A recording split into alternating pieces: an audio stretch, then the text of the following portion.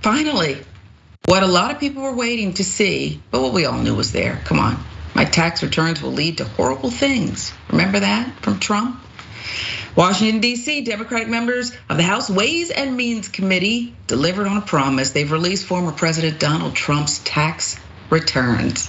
And they're full of goodies that are meant for him and rich people and liars and cheats and not you.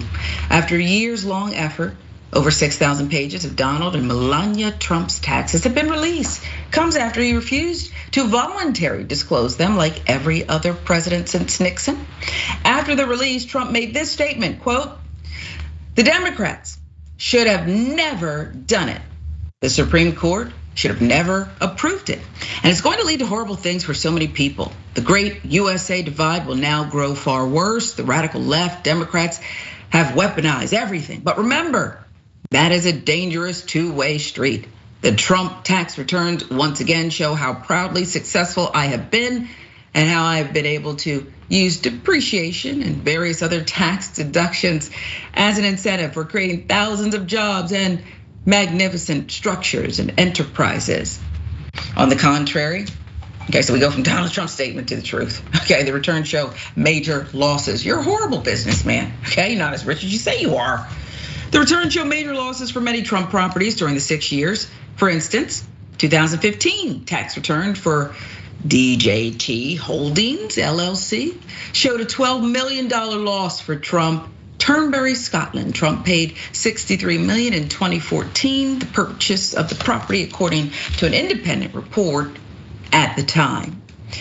Let's give you a further breakdown of major findings from 2015 to 2017. Both Trump and Melania reported negative income in the tens of millions with zero taxable income, paying as low as $750 in taxes. Wow. Trump and his wife Melania declared negative income of $31.7 million and taxable income of zero on their 2015 return. They paid $641,931 in federal income taxes. On their 2016 return, the Trumps declared negative income of $32.2 million and again recorded zero of taxable income. They paid $750 in taxes. Trump and his wife declared $12.8 million in negative income in the 2017 return with zero in taxable income. They again paid $750 in taxes. 2018, after his first year of office, they appear dramatically different with tens of millions in taxable income. They paid nearly $1 million in taxes. 2018 return showed a rosier picture for the Trumps. They declared $24.4 million in total income, $22.9 million in taxable income. They paid $999 and $466 in federal income taxes. That very precise number, it matters, folks. This has not been a Merry Christmas at all for Trump. Earlier this month, I'll remind you, a Manhattan jury found 2 Trump organizations guilty of a 15-year scheme of criminal tax fraud and falsifying business records. You try it. This has not been a Merry Christmas, as we said, for the Trumps. Now, of the 15-year scheme of criminal tax fraud and falsified business records, 2 of the subsidiaries of the Trump organization were found guilty on 17 counts of tax fraud, other financial crimes. The charges were specifically about whether the company properly paid taxes related to fringe benefits that its former chief financial officer, Alan Weisselberg, received as part of his salary. Trump himself not charged, so he got away with that one, it seems. Then there's George Santos. Okay, when you have a liar in the Oval Office, and you say, well, look, they all lied. This was of epic proportions, right? It spurs on others who want to join him and want to be part of something big, regardless of whether they have the credentials. So we introduce, of course, George Santos, incoming representative to Congress. And now there is a bill being introduced by Representative Richey.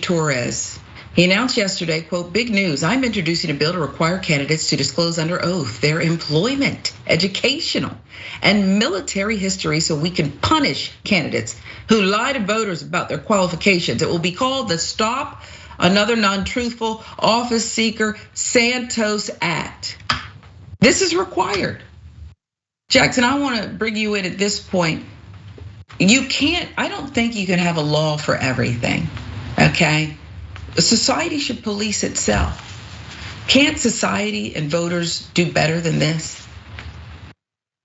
Well, I think that, a law like that wouldn't necessarily do much because there's already oversight and there's only a certain amount of resources. The bigger issue is that there's no way that George Santos flew under the radar. There were absolutely people who looked into his background, who worked in government and outside of government, but it just wasn't really in their minds as big of a deal until it all got blown up. Things like this don't go under the radar because all of this stuff is publicly verifiable. You know what I'm saying? Like, especially for anybody who has any type of journalist skills, they could go look all of this stuff up. They could request information from companies, from the government itself, to basically find out anything about people. So, whatever to this law. But really, the thing that cracks me up about Trump's comments, he's like, they should have never done it. It's like, what are you talking about? The IRS is like perfectly set up to go after people who aren't rich. You know what I'm saying? Like, if you owe $2,500, maybe you forgot to, maybe you're a contractor or something. It's like, oh, I forgot to pay $1,000 in taxes. Yeah. They gonna come knocking at your door. I mean, they won't necessarily throw you in jail right away, but you better believe they're gonna let you know you owe us X amount of money. So it's like, we're already going through that. And normal people already go through things like mass layoffs, getting scammed by fraudulent operations. We don't get golden parachutes on our way out. So I don't know what he's talking about, but neither does he. That doesn't really matter. But we're not seeing anything that we didn't expect to see. He's a tax fraud, and so that's what we're looking at. Yeah, and what about his wife? What's her culpability here? What is she gonna claim? And the other thing is, it strikes me that Donald Trump will just say what we've just reported and other outlets are reporting isn't true and it's not in the documents because he knows that people won't check and he believes people are stupid and they'll follow him blindly. And to a large extent, aren't some people following him blindly, and won't some people continue to make excuses for him while they suffer and can't pay their bills, but they'll support him? Yeah, and I mean, just at the end of the day, too, I'm really interested to see how this is going to play out in terms of like how it's going to impact the election, because it's looking like it's going to be Biden versus Trump or DeSantis. But the thing is that we have yet to see if DeSantis is really going to run a good campaign. So everybody who's like, oh, DeSantis is going to get Trump out of here, like, let's wait a little bit. Because if he runs a bad campaign, then no, he won't. You know what I'm saying? Like, because at the end of the day, Republicans won't vote for a Democrat, and it's going to be one of those two. And unless Trump is actually thrown in jail, then he's going to keep this campaign going. So none of this really matters that much. Yeah, the tax returns also reveal things about the children and strategies. And look, a lot of the tax code is written so that billionaires can get away with it. The fact that he took it further than that it just shows the chutzpah, right? It really just shows that. And when it comes to DeSantis, the fact that he is perhaps seen as the second coming or the one that's going to erase Trump, that's scary. Okay, that's scary as well.